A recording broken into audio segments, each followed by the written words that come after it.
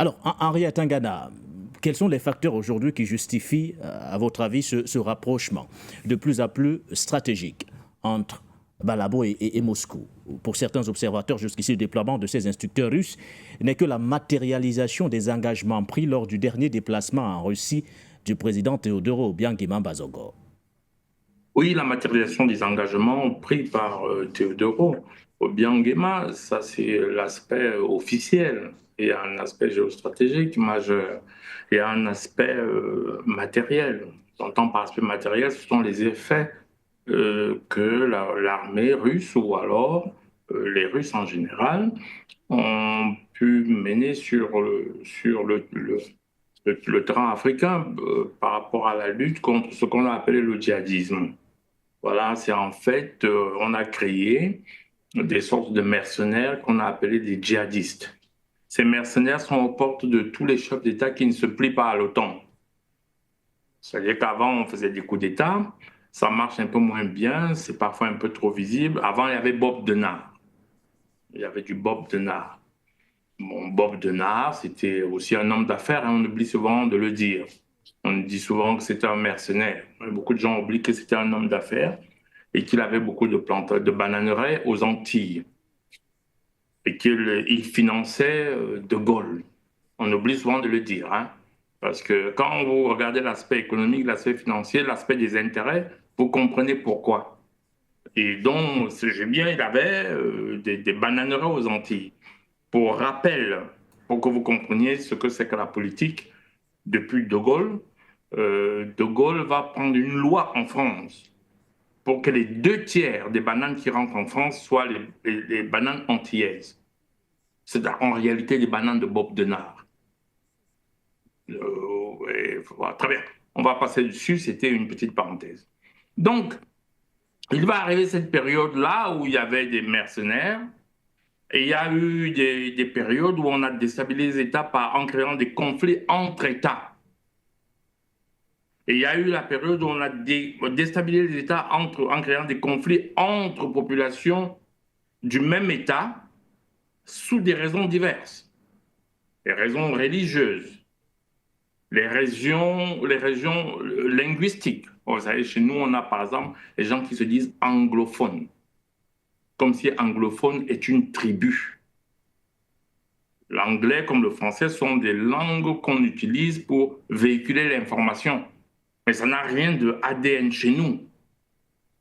Mais il y en a quand même qui se disent anglophones et qui pensent que l'anglophonie est devenue un gène. C'est pour vous dire à quel point des siècles d'esclavage et de colonisation nous ont traumatisés. Je me souviens d'ailleurs, Talot dit souvent qu'il trouve ridicule qu'on se dise anglophone ou francophone. En tout cas, ce qui est important, c'est le contenu qu'on y met. Tant que c'est une langue de véhicule, à mon avis, hein, qui permet de communiquer, pourquoi pas? Moi, ça ne me gêne pas, au contraire. J'aime bien être en France et être à l'aise, et que les Français se retrouvent en me disant « Mais comment ça se fait que tu connais cette langue mieux que nous, qui sommes Français ?» Ou bien quand j'arrive aux États-Unis, on me dit « Waouh, comment ça se fait que tu parles aussi bien anglais ?» Au moins, quand je suis chez eux, j'ai accès à tout. En revanche, je suis jaloux de ma langue maternelle. Quand ils arrivent chez moi et quand je les vois en train de parler, le Ntoum ou le Boul ou les Wondo, là, je me dis qu'ils ont vraiment pénétré au cœur de qui nous sommes. C'est nous qui devrions communiquer avec. Ça, c'était une parenthèse. Bref, il y a eu des conflits. Dans le registre des conflits religieux, nous savons tout ce qui s'est passé en République centrafricaine, où on nous a présenté ça comme un conflit entre musulmans et chrétiens.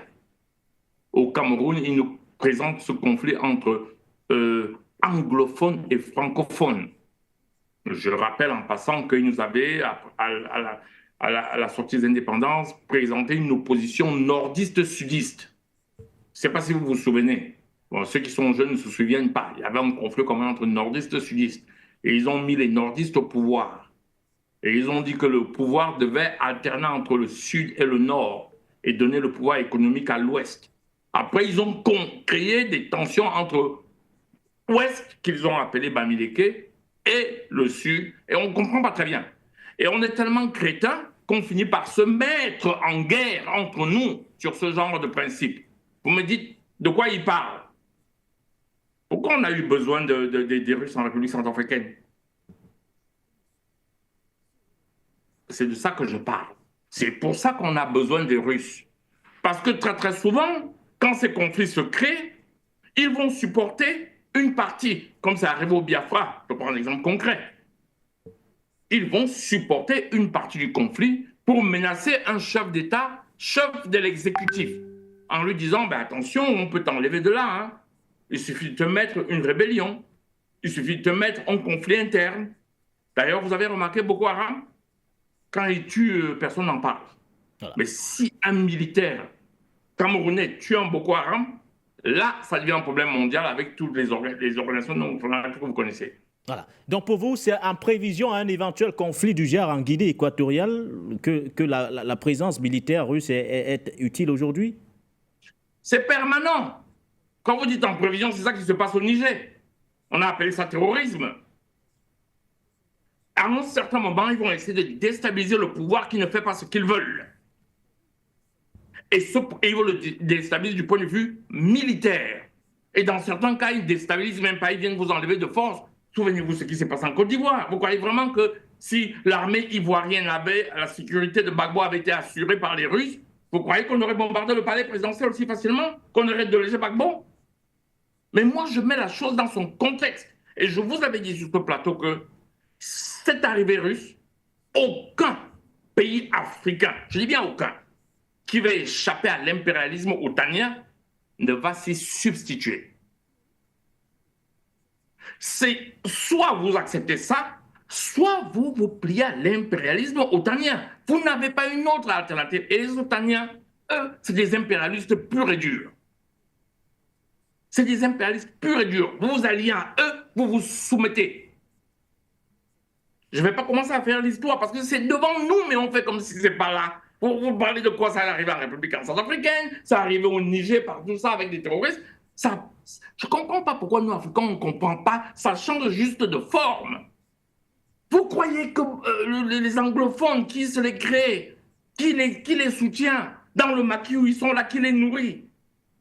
Vous croyez qu'il les nourrit? Vous avez encore vu dans les prix avec Ibrahim Traoré, qui apporte les milliards de francs CFA. Puisque ça ne leur coûte rien, ils peuvent toujours prendre. Et j'avais dit sur ce plateau, je crois l'année passée, que si vous me donnez le droit de battre le dollar, je mets aux États-Unis le chef d'État que je veux. Tiens, qu'est-ce qui vient de se passer aux États-Unis? Elon Musk, milliardaire, a financé la campagne électorale et le chef d'État a été payé. Donc, vous voyez comment l'oligarchie financière impose un chef de l'exécutif par le financement. Mais nous, c'est pire. La monnaie qu'on utilise, c'est eux qui impriment. Ils peuvent donc imposer les chefs d'État chez nous. Et quand ils ne les imposent pas, ils créent des rébellions. Vous êtes donc obligé d'assurer la sécurité. Ça vous rappelle quelque chose? Vous vous rappelez le rapprochement de l'armée, de la sécurité présidentielle avec Israël? Bon, là, j'en connais un bon petit trait. Hein? Moi, j'ai travaillé avec eux. Donc là, j'en connais un peu plus que tout le monde. Pour les autres, ce serait la théorie. Moi, ce serait la pratique. Vous n'allez pas échapper. Chaque chef d'État africain aujourd'hui, il a deux alternatives. Et d'ailleurs, vous vous souvenez du dernier discours du chef de l'État, quand on l'appelait en France, il a dit, mais on croyait échapper au bloc de l'Est et de l'Ouest, maintenant ça revient. Vous n'allez pas échapper. Vous allez choisir un bloc. Et l'idéal, c'est vraiment le bloc russe. Parce que le bloc russe n'est pas à vocation impérialiste. Ce n'est pas des gens qui viennent chez vous vous dominer. Au meilleur des cas, c'est des businessmen. Mais ils ne viennent pas chez vous vous dominer. Mais les Otaniens, on en a une expérience de plusieurs siècles. Je dis bien de siècles, on ne parle pas d'années. Je dis bien de siècles. Donc, quand on parle des relations au bien, c'est une concrétisation, mais non, n'importe quel géostratège aujourd'hui qui est sérieux et qui conseille un homme politique africain, il va lui dire, écoute, rapproche-toi de là-bas pour une partie de sa sécurité, diversifie au moins ta sécurité. Parce qu'il y a une garde républicaine qu'on connaît, mais les gardes républicaines, elles sont financées, faites par qui dans nos pays? Donc, on va diversifier en cherchant une autre forme de sécurité de façon à ce que ces deux formes de sécurité se croisent et qu'on essaie alors d'en avoir la maîtrise. Voilà l'objectif. Donc, ce n'est pas un objectif de la dernière de rien, mais c'est n'importe quel conseiller en chef d'État aujourd'hui, enfin, un conseiller sérieux qui comprend la géostratégie. Je vous dis, la géostratégie, c'est tout. Vous devez comprendre la finance, vous devez comprendre la politique, vous devez comprendre les intérêts pour comprendre la géostratégie. Et un géostratège, ça concerne un chef d'État. Et je l'avais dit, ça va faire effet boule de neige. Oui. Et dernièrement, sur votre plateau, on en parlait, Henri. On disait justement, je vais sortir par là, oui. On disait justement que, vous m'avez fait perdre le fil de mes idées, on était en train de dire la dernière fois sur votre plateau que les gens, l'invitation du chef de l'État russe était une façon de dire aux Africains, n'ayez plus peur de prendre des décisions sans consulter vos ex.